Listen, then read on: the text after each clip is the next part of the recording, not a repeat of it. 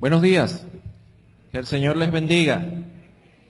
Nosotros podemos en nuestra intimidad, en nuestra individualidad, alabar a Dios, exaltar a Dios en nuestra casa, en nuestro cuarto, pero qué bueno es reunirnos para juntos alabar al Señor, ¿verdad? Entonces, estas oportunidades que el Señor nos da debemos valorarlas y darle la honra y la gloria a Él. Pasamos nosotros al tiempo del estudio de la palabra del Señor después de haber alabado, adorado al Señor. Y seguimos en el estudio del Evangelio según San Juan. Y hoy vamos a hablar un poquito acerca de la fe, un tema fundamental en la vida cristiana. Una fe más allá de los sentidos, es el desafío hoy.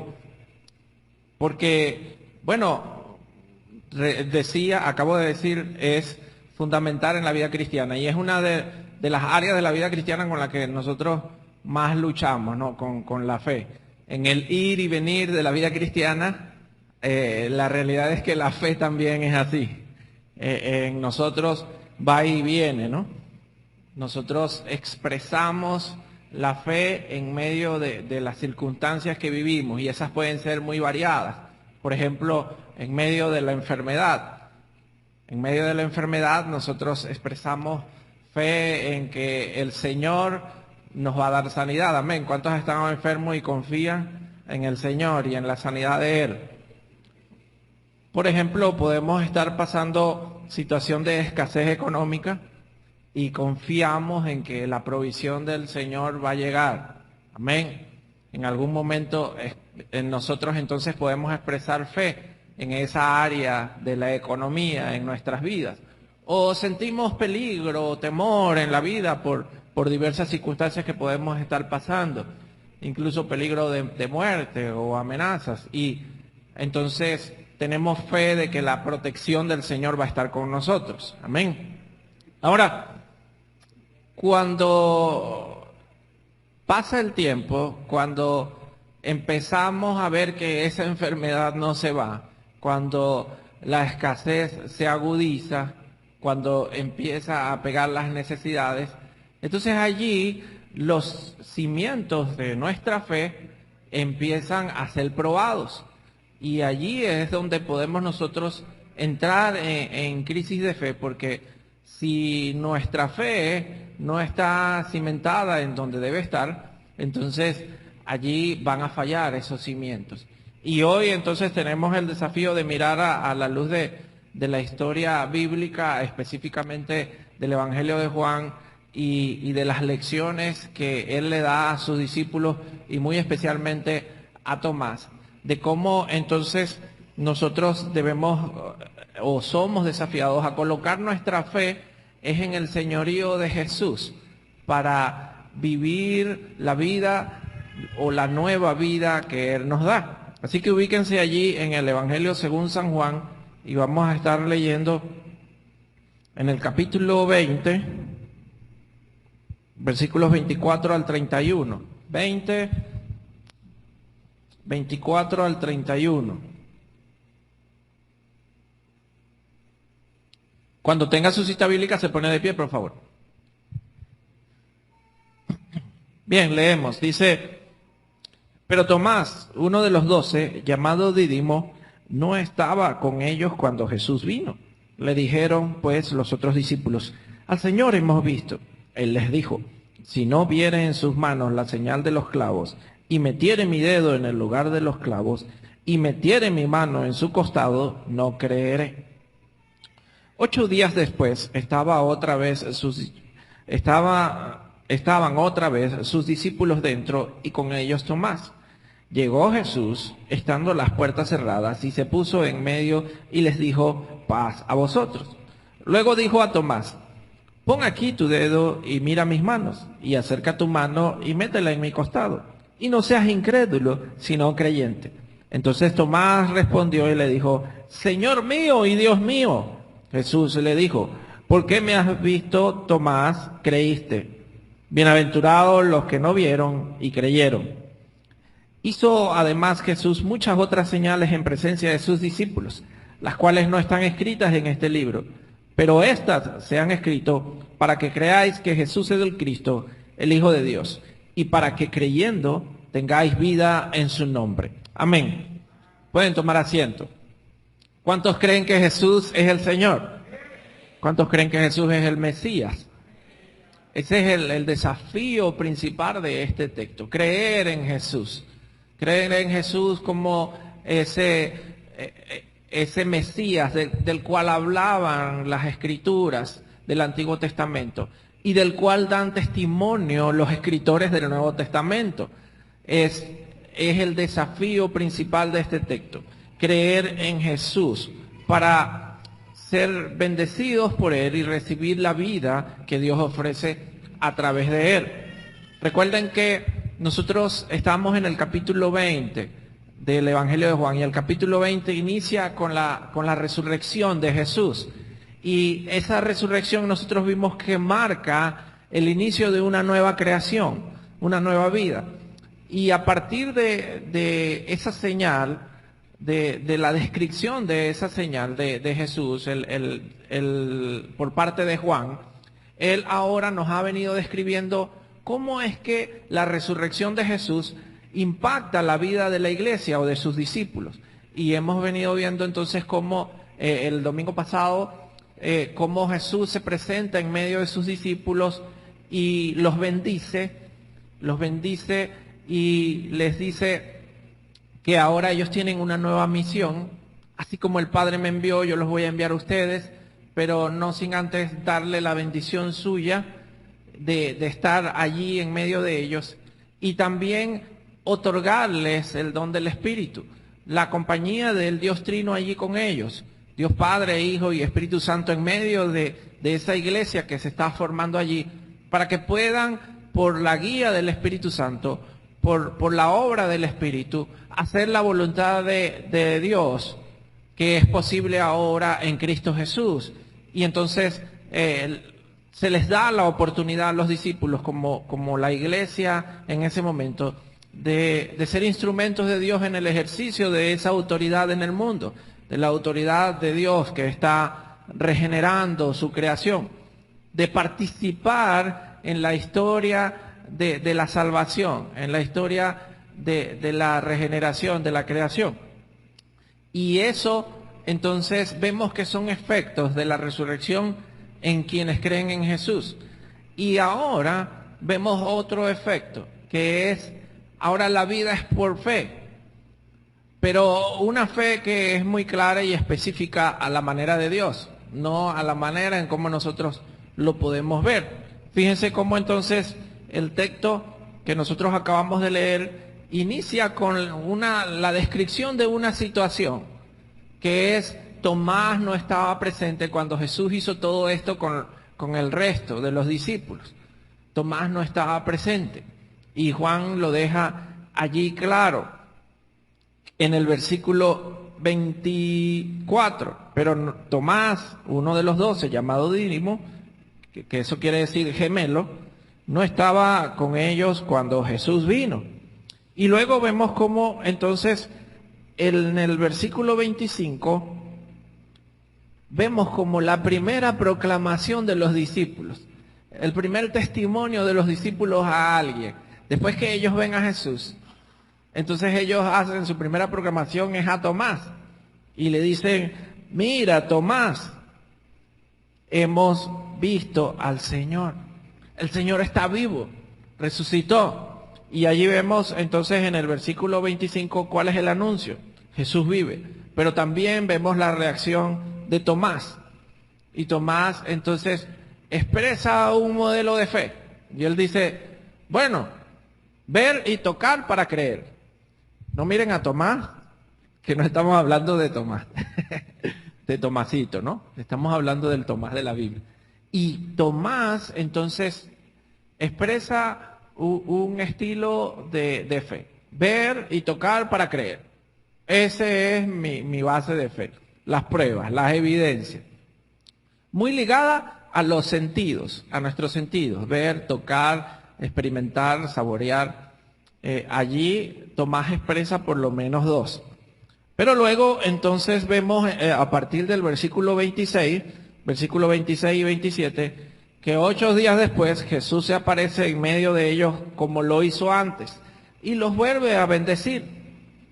Fíjense el versículo 26. Llegó Jesús, la segunda parte, estando las puertas cerradas, y se puso en medio y les dijo, paz a vosotros. El mismo saludo que había hecho antes, la misma bendición. Los bendice nuevamente. Y luego entonces se dirige a Tomás. Y vemos cómo el Señor en su gracia le da la oportunidad a Tomás de experimentar, de tocar y de ver, de hacer lo que él había pedido. Bueno, ven, toca, mira, acércate. Le da al Señor la oportunidad. Pero deja el Señor claro de que esa no es una verdadera expresión de fe. Y entonces le dice, pero no seas incrédulo, sino creyente. O sea que, por el contrario, parece que esa actitud de Tomás era de alguien incrédulo. De alguien incrédulo al testimonio de los discípulos, que habían visto, que sí habían visto y experimentado. Y parece entonces que Jesús está estableciendo allí un patrón, la fe de fe, y lo vamos a ir viendo, ¿no?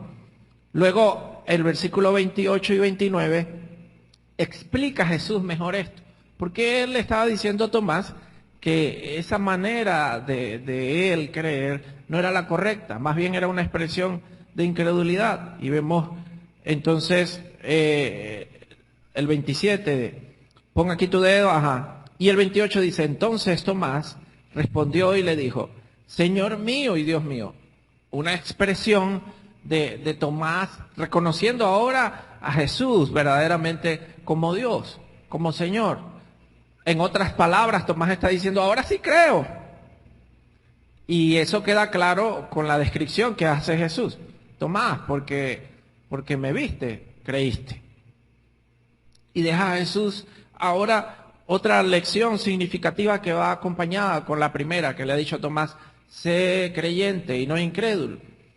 Y ahora le dice que son bendecidos aquellos quienes creen sin ver, no mirando, creyeron. Bienaventurados son bendecidos por el Señor.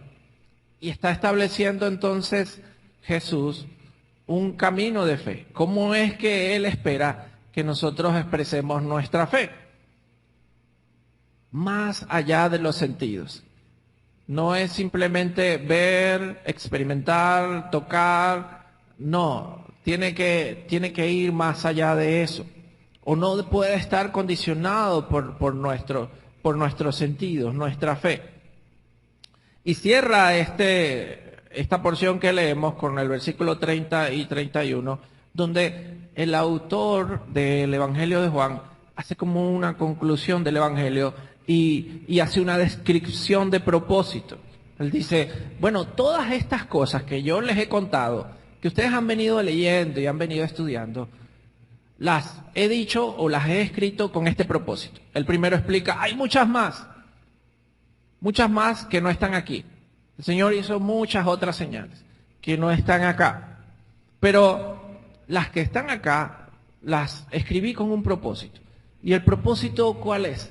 Que ustedes crean. Está diciendo el escritor de Juan. Pero que crean de esta manera. Que crean en Jesús el Mesías. O sea, que crean que Jesús es el Señor. Y de esa manera obtengan vida. Para que obtengan vida. Es muy específico acá el escritor en describir cómo es la fe que él espera que los lectores del Evangelio asuman y cómo debe estar encaminada. Entonces, de esa manera cierra este episodio que nosotros leemos.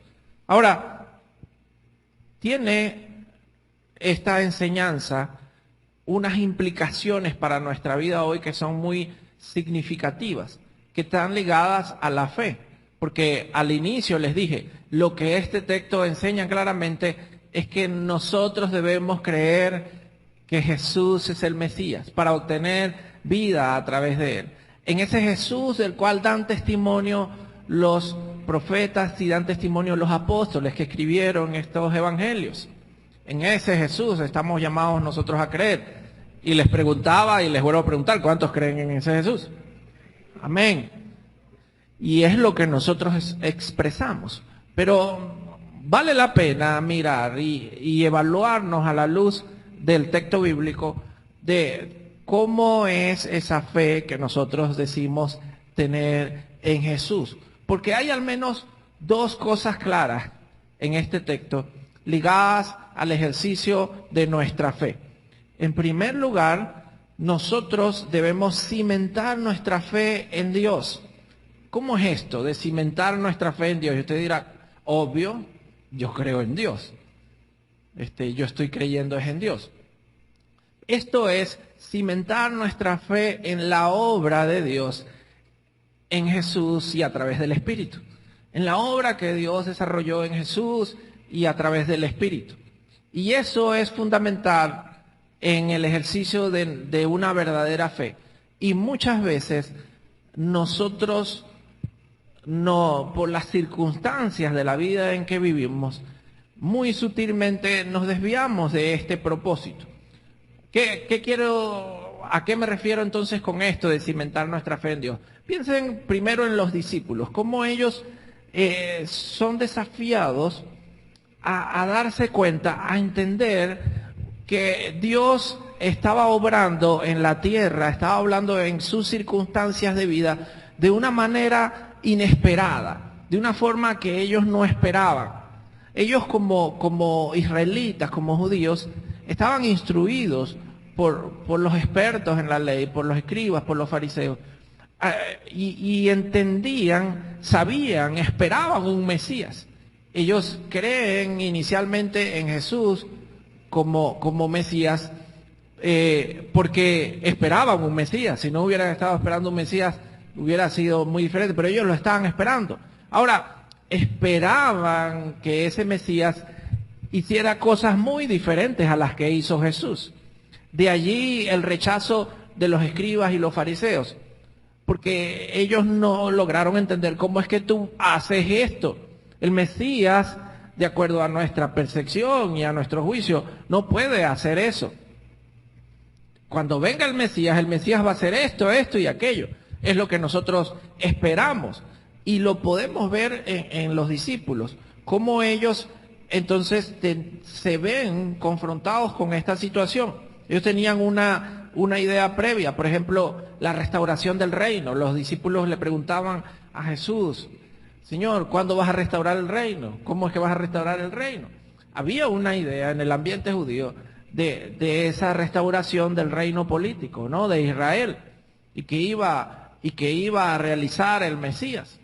Ahora, Jesús y los profetas sí habían hablado de una restauración del reino, pero no a la manera y las formas que ellos estaban esperando. De ahí la confusión de muchos en el tiempo de Jesús. Pero los discípulos fueron desafiados a confiar en lo que Dios estaba haciendo o lo que estaba sucediendo venía de Dios y que era lo mejor que podía suceder. Por eso es que uno ve que, por ejemplo, cuando Jesús empieza a hablarle a los discípulos acerca de su muerte en la cruz, Pedro se sorprende. Señor, ¿cómo vas a estar diciendo eso? Ese no era lo que se esperaba que dijera un Mesías, que viniera a restaurar el reino. Y ustedes saben la historia de Pedro y de Jesús, cómo Jesús tiene que reprender a Pedro, porque le estaba haciendo un obstáculo en la misión que Dios le había dado. Y los discípulos entonces, ellos estaban confrontados en mirar la obra de Dios y aceptarla, asumirla. Y vemos ese cambio acá, cómo ellos entienden, ok, ahora Dios está invirtiendo los valores en este mundo. Es a través de esta acción tan humillante y tan degradante como ir a la cruz que Dios va a triunfar sobre los poderes de este mundo. Y para los discípulos seguramente no fue fácil porque implicaba cambiar sus paradigmas y sus preconcepciones y aceptar que la manera en que Dios estaba obrando en el mundo era lo correcto, en que lo que Jesús estaba haciendo era de parte de Dios y era lo correcto. Entonces ellos son desafiados a cimentar su fe en Jesús, en lo que Dios está haciendo en Jesús y a través del Espíritu. Y no cimentar su fe en lo que ellos creían que Dios debía hacer. Es muy diferente. Y podemos nosotros entonces, pasamos a nuestro tiempo y nos encontramos con estas situaciones muy a menudo, en que nosotros confiamos en Dios, pero muchas veces confiamos en que Dios va a hacer lo que yo creo que tiene que hacer. Y no es así, esa no es la verdadera expresión de fe. Nuestra fe está muy manchada, por ejemplo, con el pensamiento positivo de hoy en día, que otorga el poder a nuestra mente de mover a Dios. Si tú lo crees, créelo de verdad. Si tú lo crees, puede suceder. Pero es una fe que coloca a Dios como instrumento, pero está basada en mi capacidad mental o espiritual de pensar algo con fuerza y pensarlo hasta que se haga realidad. Es muy típico de esas religiones hoy orientales y del poder de la mente. Y muchas veces nuestra fe hoy como cristianos está manchada por este pensamiento positivo o por el pensamiento de el merecimiento, ¿no? Fíjense cómo nosotros utilizamos muchas veces esto y nuestra fe está manchada por el merecimiento. Bueno, yo creo en que Dios me va a dar esto porque yo me lo merezco. Y nuestra fe está basada en mi capacidad de hacer el bien, utilizando a Dios como instrumento de que Él obre a mi favor como yo creo que debe hacerlo, porque yo creo que me lo merezco. Yo creo que me he portado bien últimamente. Yo creo que Dios debe hacer esto por mí, porque yo soy bueno. Y cuando vamos a la Biblia, nos damos cuenta que los apóstoles son muy enfáticos en decir que lo único que nosotros merecíamos era la muerte. Y el Señor tuvo gracia con nosotros. Y fíjense entonces cómo nosotros a veces, nuestra fe está manchada de este merecimiento. Y llegamos nosotros delante de Dios, expresamos fe en Dios, creyendo que Él tiene o está en la obligación de hacer algo por mí porque yo hice algo por Él en algún determinado momento y me lo merezco. Por supuesto, en la Biblia nos vamos a encontrar con el principio de siembra y de cosecha. Y es clara la Biblia cuando dice que todo lo que el hombre sembrare, eso segará. Y si nosotros sembramos con amor con el hermano, probablemente recibiremos amor del hermano. Pero incluso esos principios están sujetos a la soberanía de Dios y a la obra de Él. Y están enmarcados en los propósitos salvíficos de Él, en la historia de la salvación, y responden a ella. Entonces debemos mirarla en ese contexto. Y como les decía ahorita, el poder humano también presente allí, mi capacidad mental o mi capacidad de obrar, de hacer algo para mover a Dios. ¿Cuántos de nosotros miramos la fe en Dios de esta manera? Bueno, yo creo en que Dios va a contestarme esta petición que le estoy haciendo si hago estos sacrificios, si oro tantas veces al día en tal posición, si voy y vengo para tal parte. Y no estoy diciendo que están malo las disciplinas espirituales. No estoy diciendo eso, no me vayan a malinterpretar. Esas son buenas y son las herramientas que Dios nos deja para estar en comunión con Él, pero no para manipularlo a Él. Es muy diferente. Y a veces nuestra fe está entonces basada en eso.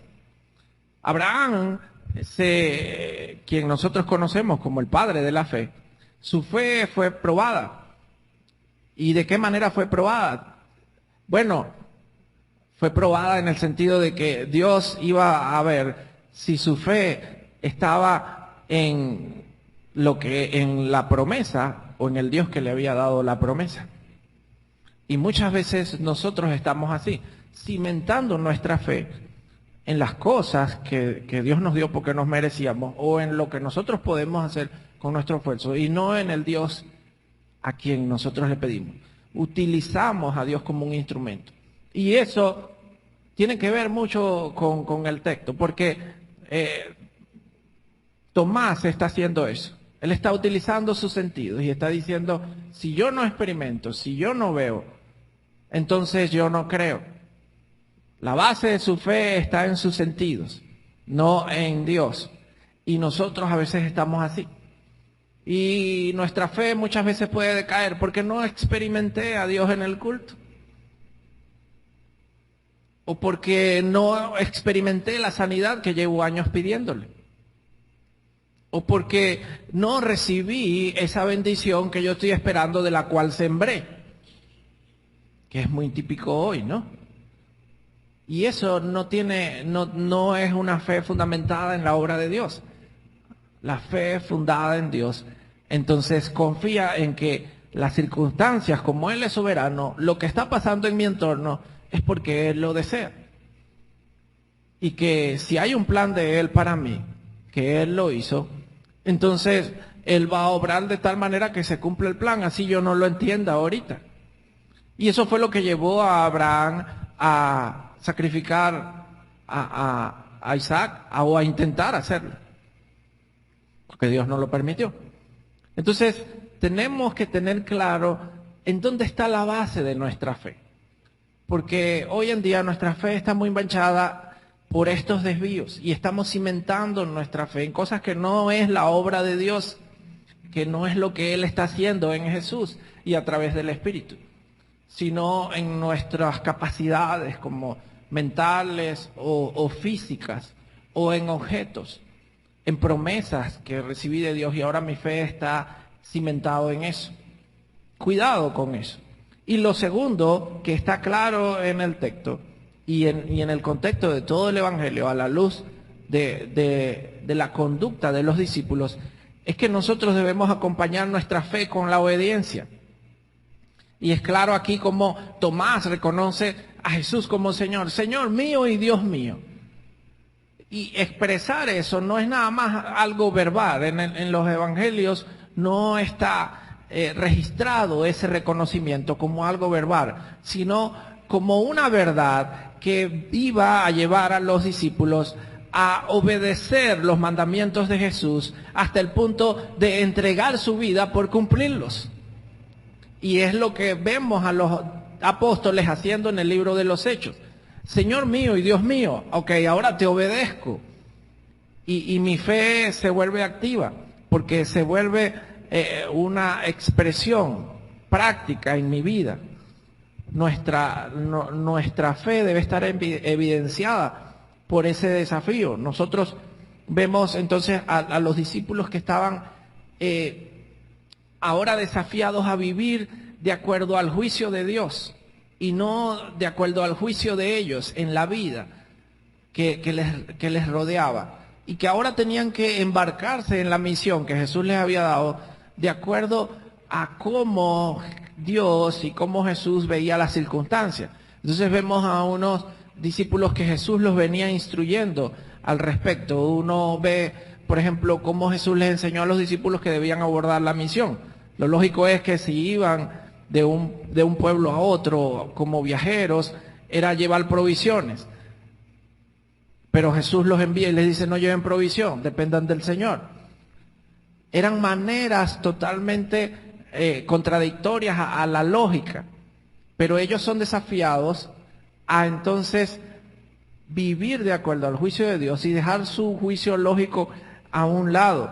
Una fe que obedece a Jesús. Y esos nuevos valores entonces se van a evidenciar en nuestra conducta, porque Jesús nos está dando nuevos valores para una nueva vida. Es lo que está sucediendo acá. en el contexto de todo el capítulo. Hay una nueva vida en la resurrección de Jesús, amén. Pero Él nos está dando nuevas maneras de vivir esa vida, porque esa nueva vida no es para vivirla con los mismos valores con los que estábamos viviendo la vieja vida. Ahora hay unos nuevos valores y los discípulos están desafiados a asumir esos valores en esa nueva vida, que por lo general son contrarios a la lógica de este mundo. Y esos nuevos valores se evidencian es en la conducta, en cómo los discípulos ahora afrontaron las circunstancias. Y podemos ver los contrastes, cómo acá estaban unos discípulos temerosos de los judíos, encerrados, y en el libro de los Hechos vemos a unos discípulos que le dicen a los judíos, en medio del templo de ellos, en el terreno de ellos, es mejor obedecer a Dios antes que a los hombres. ¿Quién les dio esa valentía? ¿Y quién les hizo ese cambio? Los valores de Jesús, pero ellos tuvieron que obedecerlos para ir allá. Y estaban expresando entonces su fe a través de ello. Nuestra fe debe expresarse de esa manera, no es algo para tenerlo escondido. Y es claro acá en este texto, y es el desafío al cual nos deja el evangelista. Pero fíjense cómo muchos de nosotros decimos confiar en Dios, pero tomamos sus mandamientos como opcionales. Por ejemplo, Jesús nos dice, no te afanes, ¿por qué habrás de comer y qué habrás de vestir? Y nosotros decimos, está bien, Señor, yo no me voy a afanar, pero cuando tenga la despensa llena, ahí yo no me voy a afanar. Entonces, ¿cómo nosotros agarramos los mandamientos de Jesús y son opcionales o los modificamos? Y cómo, por ejemplo, la obediencia para la vida santa. Jesús nos dijo a través del apóstol Pedro, sed santos porque yo soy santo, dijo el Señor. Y no, para nosotros la vida santa muchas veces es opcional, ¿no? Lo importante es que ya somos salvos. Y en el día a día hay que ver cómo uno se bandea. Y hay normas en el mundo y reglas en el mundo, y para entrar a eso hay que entrar con esas normas y esas reglas. Y eso no tiene que ver con mi salvación. Fíjense cómo la obediencia sigue siendo relegada, pero no es evidencia de nuestra fe. No es evidencia de una fe cristiana verdadera, realmente. O el desinterés por la misión. Acabamos de leer hace poco como Jesús les dijo a los discípulos, como el Padre me envió, así yo los envío. ¿Y cuántos de nosotros estamos obedeciendo eso hoy? Asumiendo la misión como un mandamiento de Jesús, como expresión de mi fe en Jesús. Que yo dije, Jesús es Señor, y como Él me mandó, yo obedezco. Cuando estamos haciendo esto, estamos diciendo, Jesús es Señor, pero no en mi vida. Yo sigo decidiendo sobre ella, o por lo menos eso pretendo. ¿Cuántos de nosotros estamos desobedeciendo a Jesús en esta área de ir a la misión? ¿Cuántos hemos determinado en este año a ser discípulos? Preocuparnos por hacer un discípulo. Es un desafío que tenemos aquí y está ligado a la fe, porque la fe está ligada a la obediencia. Entonces la fe no es un instrumento para nosotros conseguir el favor de Dios en las cosas que yo quiero en este mundo, para vivir como yo quiero en este mundo. No es eso. La fe es confiar en que lo que Dios está haciendo en este mundo es bueno y que las maneras en cómo Él las está haciendo son buenas y que yo debo obedecerle cuando Él me invita a unirme a esos propósitos para ser instrumentos también de Él. Esa es la verdadera fe. Mientras tanto vamos a estar luchando. Nuestra fe va a ser una carga que nos va a generar más bien, en lugar de paz, como Jesús les dijo a sus discípulos, paz a vosotros, va a generar angustias en nosotros. Porque le pido y le pido a Dios y no me da la sanidad que quiero. Y va a generar ansiedad. Porque le pido y le pido a Dios y no me da el trabajo bien remunerado que yo quiero. Pregunta al Señor, ¿Cuáles son los propósitos de Él para contigo en estos procesos? Y confía en esos propósitos y embárcate en esos propósitos. Vive la vida que el Señor ha diseñado para ti. Esa es la verdadera expresión de fe a la que el Señor desafió a Tomás en esta historia y nos desafía a nosotros hoy, a creer en Jesús como Señor, quien definió nuevos valores para nueva vida en Él y establece la manera en cómo debemos vivirla de acuerdo a su señorío y nosotros debemos someternos a Él. Amén. Entonces les invito a que se pongan de pie para que me acompañen a hacer oración y le pidamos al Señor que nos ayude a obedecer esta palabra suya en esta mañana. Señor, Dios Todopoderoso, gracias por esta palabra tuya, gracias porque nos permites, Señor, entender el verdadero desafío de fe. Nuestra confianza debe estar cimentada en ti como Señor y debe ser evidenciada por la obediencia a tus mandamientos a través de Jesús o en Jesús. Guíanos por tu Espíritu Santo a expresar esta fe genuina, bíblica, cristiana, Señor, en nuestras vidas, como individuos y como iglesia. Te lo ruego, Señor, en el nombre de Jesús. Te ruego también en el nombre de Jesús, oh Dios amado, que sigas bendiciendo a mis hermanos y mis hermanas acá presentes hoy, a sus familias que probablemente no están presentes, pero extiende esa bendición a sus hogares, Señor, en el nombre de Jesús. Guarda de todo mal y de todo peligro durante esta semana. Protege de toda enfermedad y de todos virus que anden en el ambiente. Provee para las necesidades económicas, Señor. Consuela a los corazones afligidos y angustiados por las circunstancias, Señor. Otorga paz y tranquilidad, Señor. Y utilízanos como iglesia, como individuos y como cuerpo tuyo en la misión que tú estás desarrollando aquí en Dabajuro para este tiempo, Señor. En el nombre de Jesús, danos la sabiduría para discernir cómo es que tú deseas que vivamos en este tiempo para ser instrumentos tuyos que lleven luz en medio de la oscuridad de este mundo. En el nombre de Jesús, en tus manos nos colocamos. Amén.